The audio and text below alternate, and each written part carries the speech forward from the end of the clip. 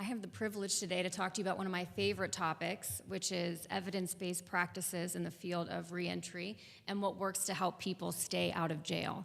I have 5 minutes to talk about that and my program, so like others said before me, I'm gonna talk fast. So there's 3 main principles that I hope that you can remember and take home with you when you think about what works to help people stay out of prison. And the first one is the risk principle. And you guys have heard this a number of times today. But not everybody who gets released from jail and prison has the same likelihood of reoffending. Some people are at a low likelihood of reoffending, and some people are at a high likelihood of reoffending. And really what we should be doing is focusing the bulk of our reentry efforts on those that are likely to reoffend, that this is where we get the most impact, both socially and economically.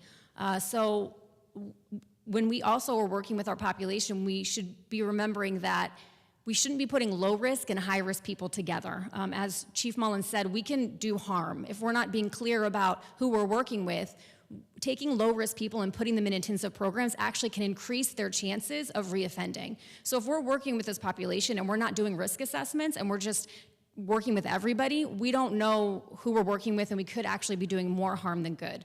So how can we know? Well, we can be doing a risk assessment. So by doing a risk assessment, we not only know the likelihood that someone's gonna reoffend, but it also tells us why they're gonna reoffend.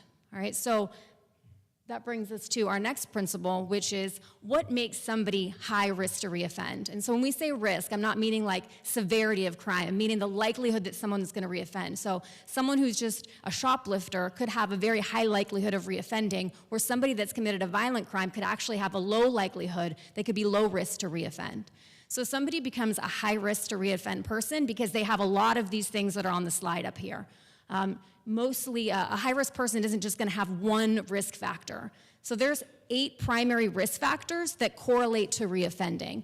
There's a big misperception that it only takes employment, or it only takes a place to live, or it only takes some other stability factor in order to help a high-risk person not reoffend. But really what's happening is that there's lots of different factors that go into the reason why people reoffend. And so the factors at the top are the things that matter the most. So antisocial personality, thinking patterns, and peers are the risk factors that are most closely correlated to reoffending. So in reentry work, if we're not targeting helping somebody change antisocial personality factors, criminal thinking, attitudes, values, beliefs, and antisocial peers, we're missing the boat. And frankly, typically what happens is we mostly focus on employment, sometimes education, and other stability factors, and we're not putting the right amount of emphasis on the factors that matter the most. So focusing, while all programs have value, just because a program has a value doesn't mean that it's reducing recidivism. So programs that are based in art therapy, or based in discipline, or based in exercise, these programs are not shown to be based in the principles of evidence-based practices. They're not addressing what's called criminogenic risk factors, and that's what Chief Mullen mentioned earlier. Those 8 on the building blocks before are criminogenic risk factors. Those are the risk factors that correlate to crime. So these types of programs aren't reducing recidivism. So this is a little graph that shows results of a meta-analysis that looked at a number of different reentry programs.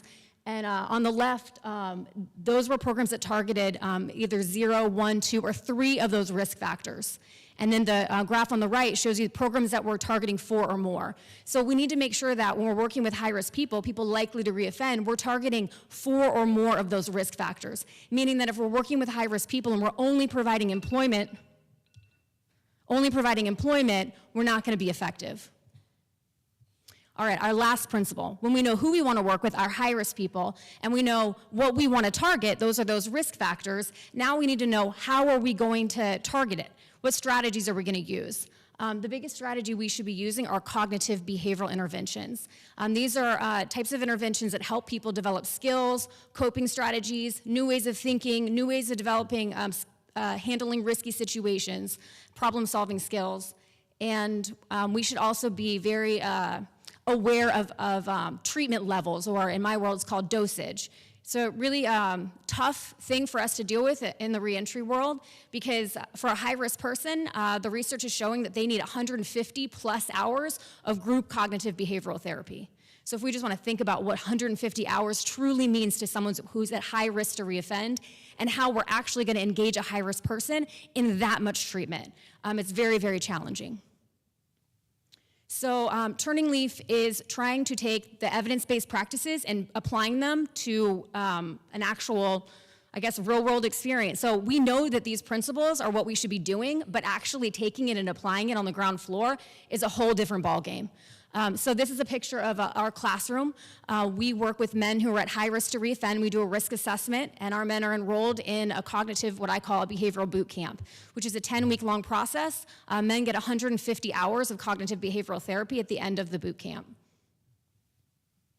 That says in-house transitional employment. We just launched a screen printing business to hire our men that are at the highest risk of rearrest. Most people think that we did this because we needed employment opportunities, but that's not true at all. There's lots of employment opportunities. Our men just can't maintain employment. They're not stable enough to be successful on those jobs. So we had to have an opportunity to hire them in-house ourselves to essentially give them a longer runway and support to be able then to be ready for employment later on down the road. And when they are ready, we partner with Charleston County, City of North Charleston, and primarily the City of Charleston to do all of our job placement.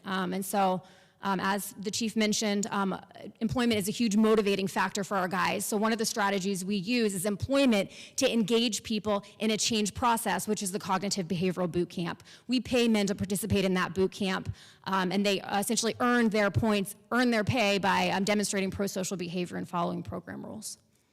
Whew. So I think that was my 5 minutes.